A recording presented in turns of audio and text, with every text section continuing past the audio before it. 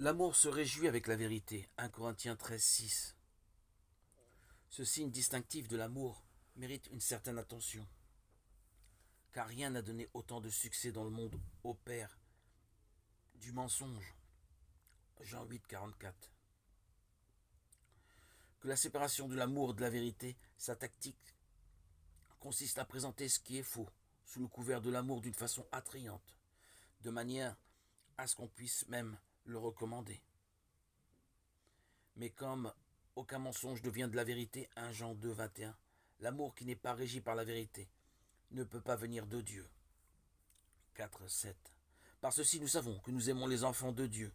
C'est quand nous aimons Dieu et que nous gardons ses commandements. 5, 2. Même l'amour envers les croyants doit être conforme à ce que la parole exprime dans ce verset. Si l'on préfère et si l'on prétend aimer les enfants de Dieu et que l'on désobéisse à la parole de Dieu, il ne s'agit évidemment pas du vrai amour divin. L'amour approuvé par Dieu marche et vit avec la vérité. C'est en sacrifiant la vérité que ce qui est appelé amour dans le monde se développe le plus. C'est ainsi par exemple que Hérode et Pilate sont devenus amis, Luc 23, 12. C'est justement par l'abandon de la vérité, par des compromis douteux, que le mal a pénétré dans la chrétienté. Il est très important aujourd'hui que les enfants de Dieu réalisent qu'ils ont été engendrés par la parole de la vérité. Jacques 1, 18. Et se tiennent séparés de l'état d'esprit et des façons de faire du monde.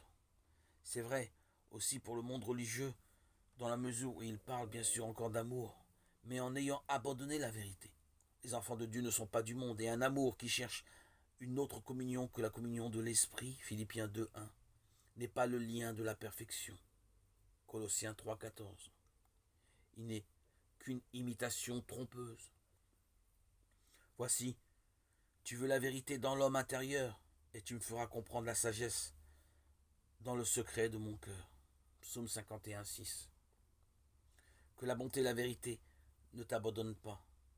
Lis-les à ton cou, écris-les sur la tablette de ton cœur, et tu trouveras la faveur et la bonne sagesse aux yeux de Dieu et des hommes. Proverbe 3, 3, 4.